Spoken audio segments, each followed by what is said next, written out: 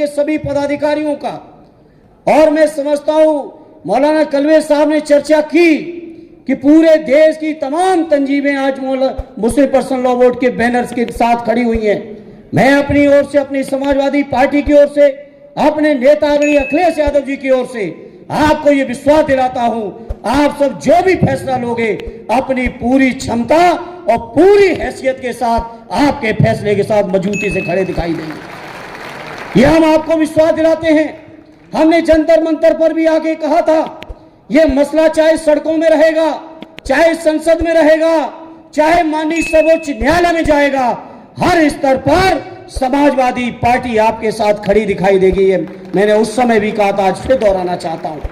मुझे उम्मीद ही नहीं, पूरा यकीन है जिस तरीके से माननीय सर्वोच्च न्यायालय में बहस और चर्चा शुरू हुई है और जो बातें वहां से निकल के आ रही हैं, मुझे पूरा यकीन है कि ये बिल माननीय सर्वोच्च न्यायालय में स्टैंड नहीं करेगा। सर्वोच्च न्यायालय का फैसला हमारे हक में होगा।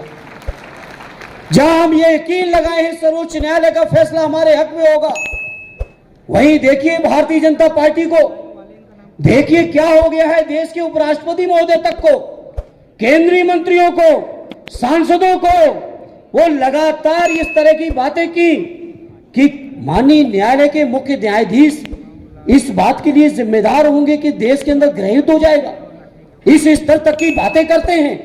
तो आज में कल 2 दिन पहले एक रिपोर्ट आई है, देश के अंदर 10 अगर सबसे बड़ी हेट स्पीच किसी भी दल ने की है तो वो भारतीय जनता पार्टी और देश की सत्ता में बैठे हुए प्रधानमंत्री से लेके उनके नीचे तक के 10 लोग हैं। कोई उसमें सेकुलर आदमी हेट स्पीच में शामिल नहीं है साथियों। ये सब सामने है देश के सामने, लेकिन मीडिया, सोशल मीडिया तमाम यंत्र तंत्र षड्यंत्र करके जिस तरह से हमारे मुसलमान भाइयों को बदनाम करने का प्रयास हो रहा है, हमारे दलित सांसद के ऊपर, आरडी रामजीलाल सुमन जी के ऊपर जिस तरह से आगरा में तलवारें लहराई गई, मैं समझता हूं यहां बैठे हुए किसी जागरूक व्यक्ति को बताने की जरूरत नहीं साथियों। हमारे राष्ट्रीय अध्यक्ष जी के लिए कहा जाता है कि उनके ऊपर गोली से हत्या कर देंगे। इस तरह की बातें भारतीय जनता पार्टी के लोग करा रहे हैं और कोई भी कानूनी कार्रवाई नहीं हो रही है साथियों। इसलिए आज मैं कहना चाहता हूं, मौलाना कलवे साहब ने चर्चा की लखनऊ उत्तर प्रदेश की, मैं समझता हूं आज पूरे उत्तर प्रदेश के अंदर जब ये वक्फ बिल लोकसभा से पास भी नहीं हुआ था, उससे पहले से ही तमाम मस्जिदों के सर्वे करना शुरू कर दिए गए थे साथियों।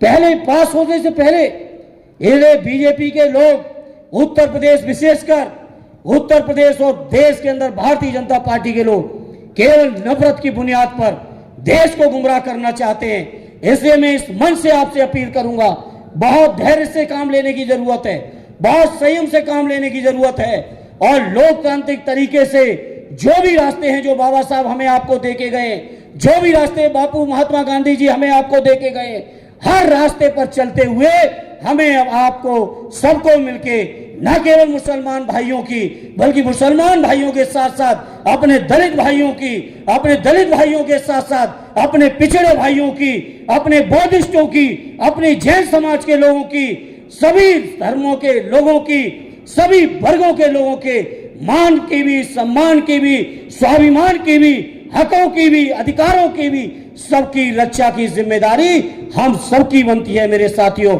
और मुझे यकीन है ये लड़ाई केवल हमें आपको, ये संघर्ष केवल हमें आपको वक्फ बिल तक ही नहीं करना है। वक्फ बिल तो ऊपर वाले ने चाहा तो हम लोग फिर से अपने वही अधिकार वापस लेके रहेंगे। उम्मीद है कि माननीय सर्वोच्च न्यायालय का फैसला हम सबके हक में होगा।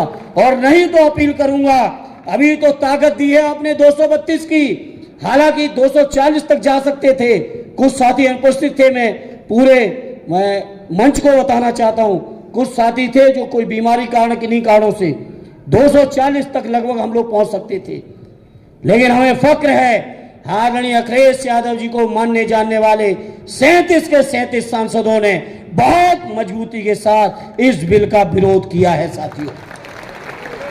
इसलिए मुझे उम्मीद है आप सबकी दुआएं रहेंगी, आप सबका सहयोग रहेगा, तो वो दिन भी दूर नहीं कि जरूरत के 272 का भी आंकड़ा पार करके न केवल वक्फ बिल के सम्मान के लिए, न केवल वक्फ अधिकारों को लेने के लिए, बल्कि समाज के हर दबे कुचले, शोषित पीड़ित, जो उपेक्षित हैं, जो ये भारतीय जनता पार्टी से पीड़ित हैं, इन सबको न्याय दिलाने का काम हम सब लोग मिलकर करेंगे। ये मैं यकीन और विश्वास के साथ आपसे कह सकता हूं। इस शानदार मंच पर मुझे जंतर मंतर पर भी आपने बुलाया, मुझे आज भी दाल कटोरा के मंच पर आपने बोलने का मौका दिया। मैं उसके लिए अपनी ओर से शुक्रगुजार और शुक्रिया अदा करते हुए मैं आपको यकीन दिलाता हूं, आदरणीय अखिलेश यादव जी की ओर से यकीन दिलाता हूं कि आपकी हर लड़ाई में हम लोग साथ खड़े दिखाई देंगे। कभी कमजोरी हम लोगों की तरफ से आप नहीं पाओगे, ये मैं आपको यकीन दिलाता हूं। और एक आखिरी बात कहते हुए अपनी बात को खत्म करूंगा। श्रद्धेय नेताजी माननीय मुलायम सिंह यादव जी ने जो रिश्ते कायम किए, जो संस्कार दिए हैं सेकुलरिज्म के, जो संस्कार दिए हैं देश के भाईचारे के, देश के अपनेपन के, देश के संविधान को बचाने के, उन संस्कारों पर चलते हुए माननीय अखिलेश यादव जी चट्टान की तरह आपकी ही लड़ाई को लड़ते रहेंगे। ये यकीन भरोसा दिलाते हुए अपनी बात को विराम देता हूं। जय हिंद, जय भारत, जय समाजवाद।